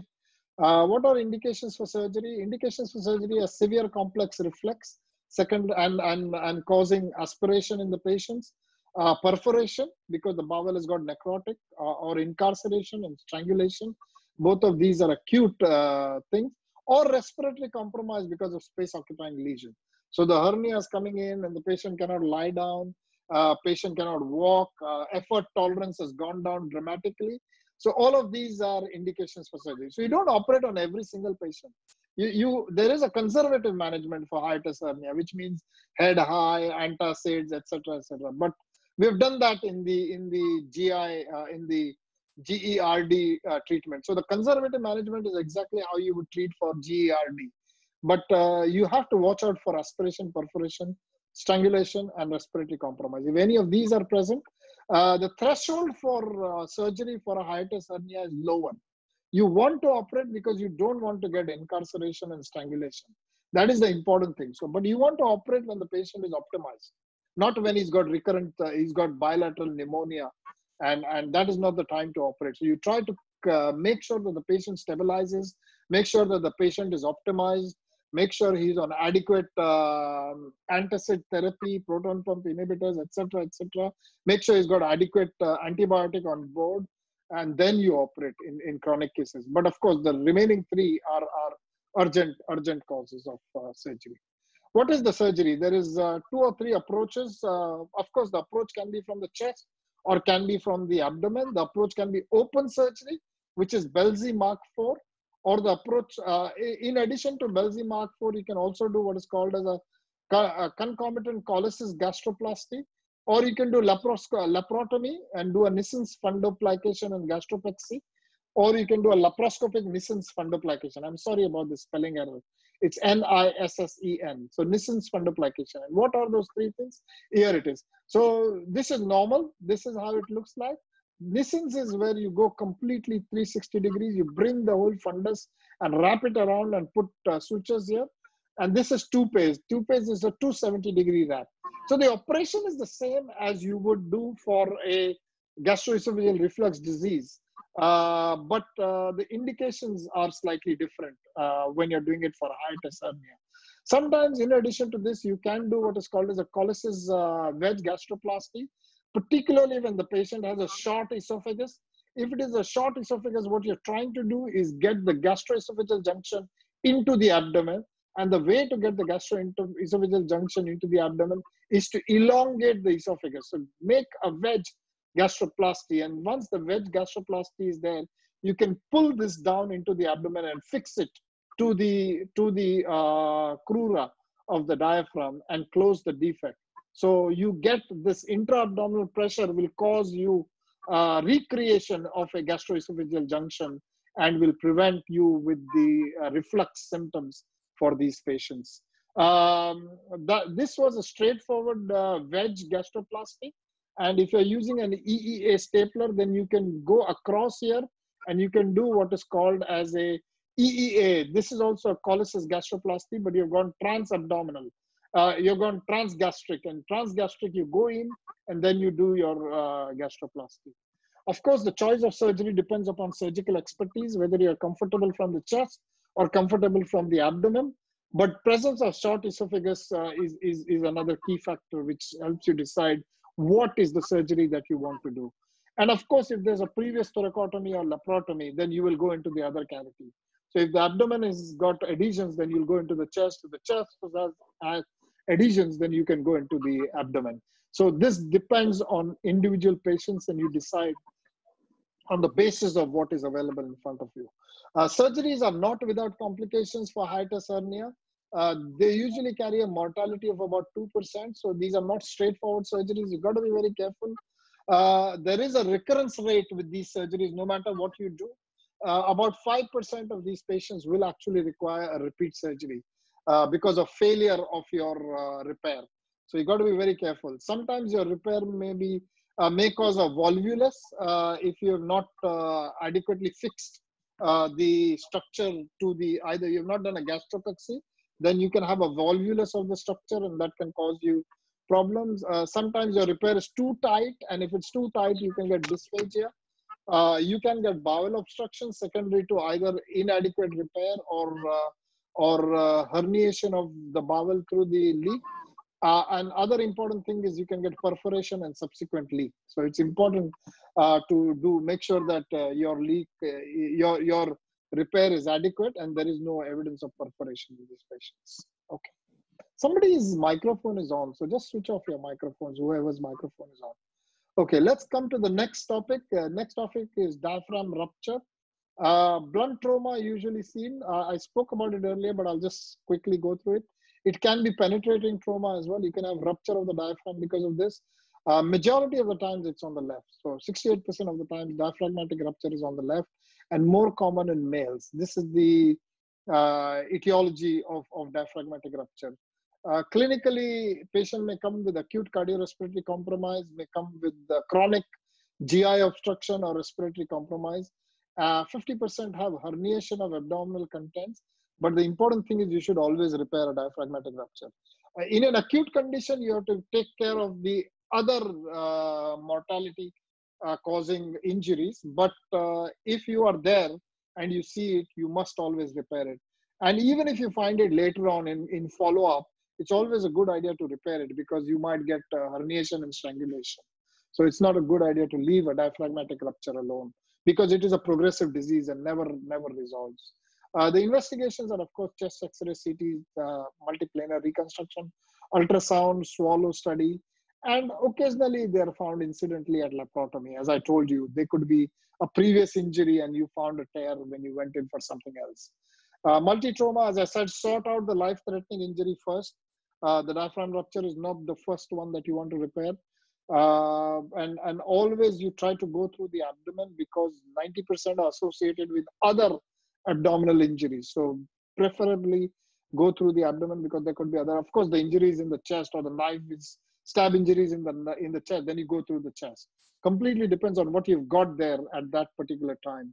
And then in a late phase, you can go through thoracotomy if you are worried about abdominal adhesions or you think that the bowel is stuck to the under surface of the diaphragm and things like that. So in those cases, you can go from the top and you can repair it. So choice depends on whatever is there clinically present and what is your level of expertise. You can actually do these by VATS and laparoscopy. And I have done a few by VATS and it really comes out pretty nicely. I've also done, I think, 2 by robotics as well. So it is something that is available, but not in an acute scenario. So always in a chronic, in a controlled scenario, not in an acute situation. Again, respiratory compromise, pleural effusion, bowel herniation, strangulation, bowel obstruction, and pseudo obstruction. These are all the complications that happen with diaphragmatic ruptures, and that is why you need to repair them. It is important that you must repair them. Okay. Let's look at other pathologies of the diaphragm. There is something called a cyst. Primary cysts are rare. You can get what is called as pleuropericardial cyst, which contains clear water. when you resect them, it's clear water, unless they are infected. These cysts can get infected, and if they're infected, then it becomes all purulent and things. But normally they're called a spring water cyst, and they have clear content. These are all congenital cysts. You can get hydated cyst involving the diaphragm. This is this is the lesion. This is a cyst which was involving the diaphragm, but pretty close to the phrenic nerve. So when you resect this, you got to be careful that you don't damage the phrenic nerve. And usually when you aspirate, you get clear fluid out of it. So what is a differential diagnosis when you get a mass in the diaphragm? So it could be a lung tumor, which is invading the diaphragm. It could be mesothelioma. Important to know that. It could be a hepatic tumor, which is eroding through the diaphragm. So important. It could be primary diaphragmatic tumor. Rare, not very common. It could be herniation. So be careful that you're not mistaking a hernia for a mass. It could be enlarged lymph nodes near the crura. It could be a paraspinal abscess. So a paraspinal abscess or a tuberculous abscess may present as a lump around the diaphragm, or it could be paraspinal hematoma following surgery or following injury, particularly in rupture of the vertebra or vertebral fractures. You might actually get tracking of the blood, and the paraspinal hematoma presents in the long term as a mass on the diaphragm. I have actually operated on one case with a paraspinal hematoma, thinking it was a diaphragmatic lesion, but eventually it turned out to be a paraspinal hematoma. So these are the differential diagnoses. Whenever they put up an X-ray with a mass in the diaphragm, remember these different diagnoses. Don't forget about the lung. Don't forget about the liver. Always talk about the lung and the liver, and then talk about primary pathologies from the diaphragm. Zamir? Benign, yes, sir. It could also be a secondary tumor. Yeah, it could be. We're going to talk about secondary tumor when we talk about malignant diaphragmatic tumors. Okay. You're absolutely right. Thank you. Sure. Absolutely Sorry. right. Yeah. So benign diaphragmatic tumors are fibromas, lipomas, neurogenic tumor, lymphangiomas, and cysts. These are the benign diaphragmatic tumors. Fibromas, lipomas, neurogenic tumors, and lymphangiomas and cysts. The malignant tumors could be leiomyosarcomas. These come from the smooth muscle of the diaphragm. It could come from the striated muscles, could be a rhabdomyosarcoma. It could be malignant fibrous histiocytoma. It could be fibrosarcoma. It could be extraskeletal even sarcoma. Mesothelioma we spoke about, and then secondaries. And commonest secondaries of the diaphragm is from the RCC. RCC is because of the location of the diaphragm close to the kidneys, can actually go and directly form metastases on the diaphragm. So these are the malignant. These are all, each one of this is from literature, okay? So these are all the various tumors that have been described in literature with various papers. So, you know, the leiomyos, the smooth muscle, of course, comes from the esophagus and around the esophagus. Rhabdomyosarcoma comes from the muscle of the diaphragm itself. And then the others can be from any other of the layers of the diaphragm. Don't forget mesothelioma. Mesothelioma is quite important. You must remember primary diaphragmatic mesothelioma has been described. So don't forget about primary diaphragmatic mesothelioma. 50% are asymptomatic, but you can get chest pain, and sometimes the pain can be referred to the shoulder. So, you know, you may not actually pick up what the problem is until and unless you do a chest X-ray and you see a mass there. And this is one rare phenomenon which is seen with paraneoplastic tumors, where you get clubbing and you get hypertrophic pulmonary osteoarthropathy, HPOA. And I think Adrian has published this paper on truncal vagotomy for HPOA with Khalid Ahmed. Is that correct, Adrian? Were you involved with that paper? Khalid Ahmed has presented a paper on doing truncal vagotomy for treatment of clubbing. And yes, I was fortunate to be trained under him during that time when it happened. I remember amazing. this paper very clearly. That's right. And these people come into the hospital with crippling clubbing in all the hands, and they are really wheelchair bound almost. And then the moment you go in by VATS and you resect the vagal branches going towards the bronchus. So you do what is called as a bronchial vagotomy. Within days, the clubbing goes away. So it's a very nice paper. You must look at HPOA, vagotomy for HPOA. And that is something that is, it's an amazing outcome when you see it in patients. The management of diaphragmatic tumors is predominantly surgical resection. And surgical resection may be followed with reconstruction, either with a primary reconstruction, but most of the times you will have to use a mesh. You can use a PTFE mesh, you can use a Gore-Tex mesh, you can use a Prolene mesh, depends on whatever you've got there at that moment. But repair must include oversizing of the mesh. You must oversize the mesh and you must fix the mesh to the chest wall. It's always a good idea to fix the chest to the chest wall as well, so that, because when you're coming through the chest and trying to do this, the abdominal pressure is actually, it becomes like an onlay mesh. And so the abdominal pressure is always pushing against the mesh. So it's always better to oversize the mesh and place it against the chest wall, against the ribs, so that you get an extra protection, so that the mesh doesn't fly away. Sometimes these tumors are treated with local radiotherapy, but overall the prognosis of malignant tumors of diaphragm is very poor. Most of the time they're not even diagnosed and they present with metastases and a really poor outcome in this group of patients. Occasionally when we operate, we see pleural plaques in the diaphragm. These are usually benign. Secondary to asbestos exposure, tuberculosis or old trauma.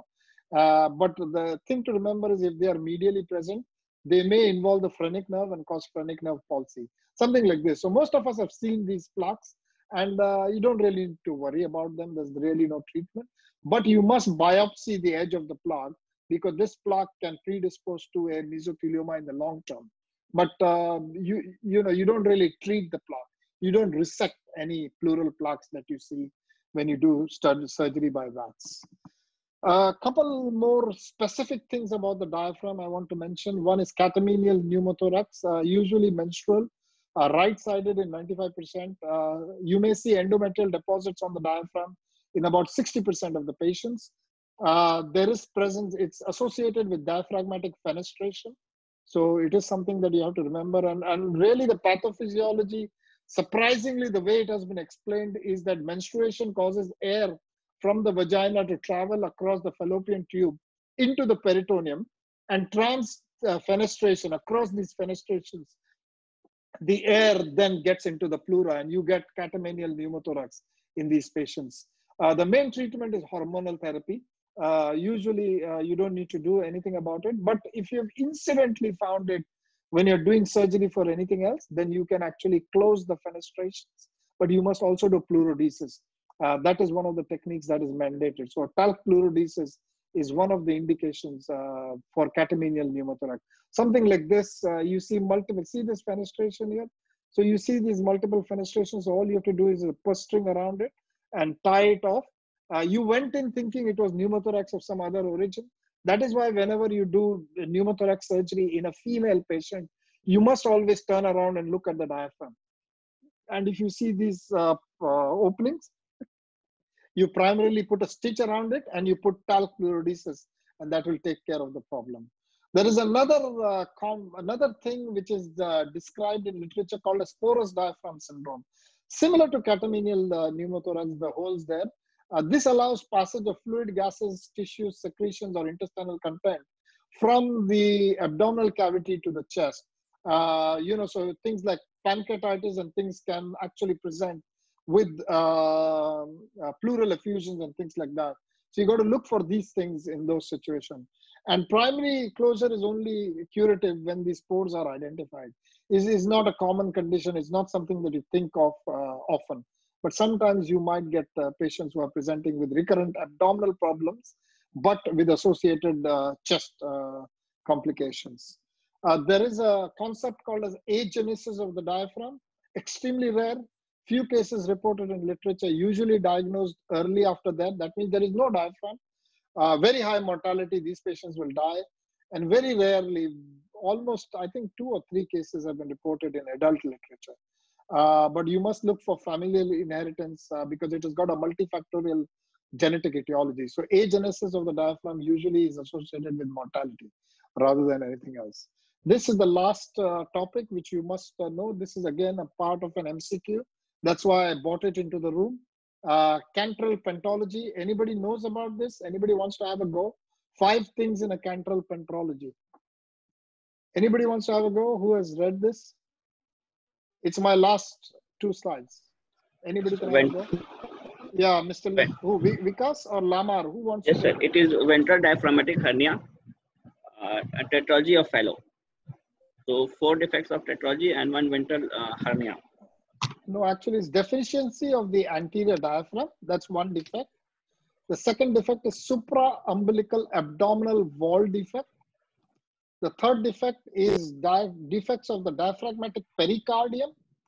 The 4th defect is associated tetralogy of Fallow or other congenital intracardiac abnormalities. And the 5th defect is defect of the lower sternum. So the pentology is made up of 5 separate defects. Okay. So 1 is from anterior diaphragm. There is no anterior diaphragm. There is supraumbilical abdominal wall defect. There is diaphragmatic pericardium may be missing. Your congenital intracardiac abnormalities like tetralogy of Fallow, and the lower sternum actually may be missing. So it's not just the 4 TOF, but it's actually 5 separate pathologies that's described as cantral pentology. And they are associated with omphalocele. So that is something that you got to remember. You might have a baby born with a non-union of the anterior abdominal wall.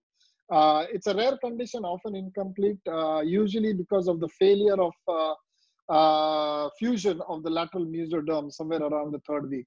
And treatment is correction of ventral hernias, correction of diaphragmatic defects, correction of sternal defects, and of course, correction of cardiovascular anomalies. So when you operate on these people, it's quite an extensive thing. Not just the cardiac surgery has to be done, but you also got to repair the sternal cleft that you get at the lower end. You got to repair the other hernias, something like this. So this is an omphalocele which is associated with a cantral pentology. The time is 10 to 7. Thank you very much, everybody. 2 hours, and we've done well. Okay. All right.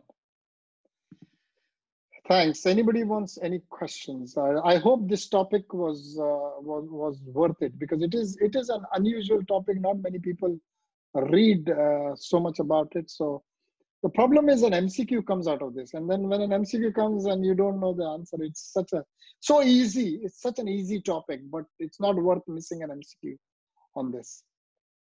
Okay. Questions? Anybody wants any questions?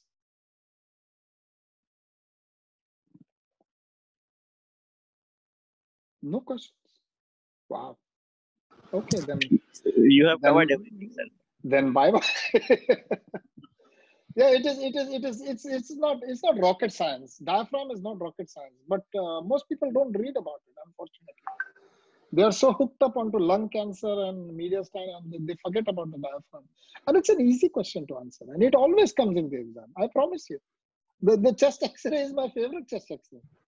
You know, the hiatus hernia is my favorite chest X-ray, or eventration of the diaphragm is my favorite chest X-ray, and it's such an easy one to really crack it. It's the one I ask when I want a student to come to pass straight away. So I put up that, and most students will answer this and they will pass the exam. And then beyond that, we talk about other things. But it's a good one. Yeah. Question? I have a question. Yeah, who's that? Jibril, tell me. Yes, sir. Yeah. Sir, my question is concerning diaphragmatic eventration. We've had cases of patients developing diaphragmatic eventration post-trauma, like 4 or 5 patients who required diaphragmatic plication. We've not been able to, up till now, find the cause why patients develop that eventration post-trauma. They don't have what you have to make sure that it is not a nerve injury, because very often you think it's eventration, but actually it's a neurological injury, trauma. The commonest cause is whiplash injury to the neck. So because you have a sudden stretch, The phrenic nerve runs across there, and it runs next to the cervical vertebra. And there's a stretch. It's exontemesis which happens, and then it presents as a unilateral diaphragmatic paralysis or eventration. You have to actually, you know, the question is, did you actually work up the patient? Did you do phrenic nerve conduction study in the patient or not? So you find this, you go ahead and operate it, and you call it eventration, but it may not have been eventration. It could have been. So in trauma, the commonest reason why you get eventration is not eventration, but it is actually phrenic nerve injury, unilateral phrenic nerve paralysis. Okay. It's a misdiagnosis, but it doesn't really matter because the treatment is the same. A unilateral phrenic nerve injury is not a big problem. So the treatment is the same. You go ahead and placate it and you get on with it. But if you actually investigate, you'll find it is a traction injury because of the whiplash. It's common association with whiplash and commonly associated with first rib fractures. Okay. Thank you, sir. Okay. Yeah. Thank you, Adrian. I just read your comment. It's very kind of you. Anybody else? Okay. Thank you very much, guys. We will record this, and I'll make sure. Did I put yesterday's lecture? Have I put it there? Yes. I've already uploaded it on YouTube. I may have forgotten. Yes, I saw it also today. Yeah, I'll share the link if you want. I forgot, but I put it up last night. I'll share the link today. And sorry, somebody's asking. It's already there, sir. Yeah, I know it's there, but I didn't share the link with you guys. So maybe. How do you deal with hepatic abscess rupturing into the pleural cavity leading to the pyothorax with necrosis of the diaphragm? Very difficult situation. Dr. Mishra, very difficult situation. You have to actually drain. You have to get into the chest. You got to clean it up. Sometimes transthoracic, you can actually clean up the liver cavity as well. You got to drain the abdomen. You got to drain the chest. The management is drainage. You have to drain everything and then give them antibiotics, long-term antibiotics, and then hopefully by the healing, you cannot repair the diaphragm in that situation. You should not repair the diaphragm, because when you put in foreign body in an infected space, that is a very bad decision. So you should not repair infected rupture of a cyst into the chest. You must only drain them. So good drain in the chest, a good drain in the abdomen, good antibiotics, and then gradually it will get loculated and heal. That's the treatment, Dr. Mishra. Okay, anybody else? Thank you, sir. Thank you very much. Okay, good night to everybody. I hope it was